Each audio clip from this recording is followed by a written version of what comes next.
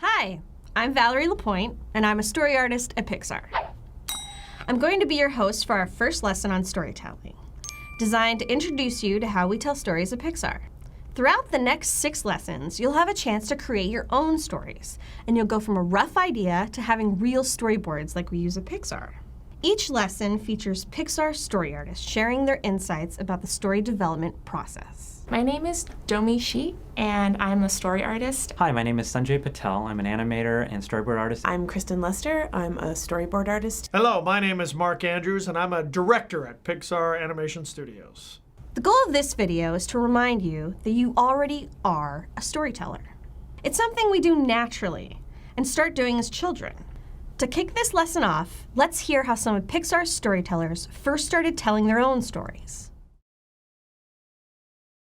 Out on the playground, where you're making up stories, or playing in the backyard where we're making up whole worlds. From then on, I started drawing my own comic books, and I would fake being sick to stay home from school so I could draw my comic books and come up with my stories. What I did is I would take a drawing of Betty and Veronica that was in the comic books, and I would trace it, and then I would draw fashion on them, and I did this thing called Betty and Veronica Fashions.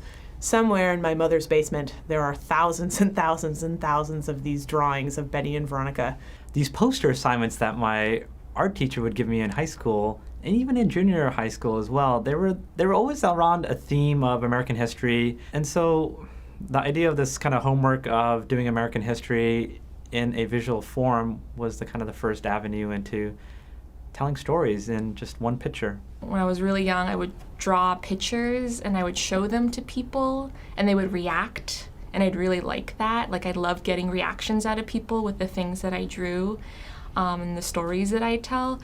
And I wanted to get more reactions out of people, so I drew more and more and more. I have to say, like, growing up, I felt like I had no ideas. Like, I was just the most unoriginal. Like, I always felt like artists have to have like these kind of waterfalls of ideas, endless amount of ideas, and I had like zero, I felt. So I get most of my stories and my ideas from my life. I think about a lot of stuff that's happened to me, like when was the last time I was happy? When was the last time I felt really sad? Like, when was the last time, I cried or I got really angry? Most of my stories originate from my own personal experiences. And I think there's a touchstone there that is very important to the storyteller to find, because it makes us honest.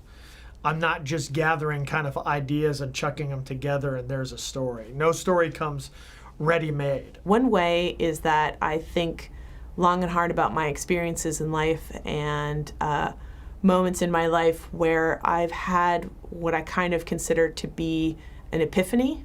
I have gained some sort of insight or learned something that I think is really important to share with the world. I think those are the kind of stories that are really fun because they only can come from you and your experience. Nobody else can have the same insights as you because they haven't lived the same life as you. No two people will experience life the same, so no two people will tell a story the same way. Think of this as a superpower we all have, your unique perspective. Only you see the world this way.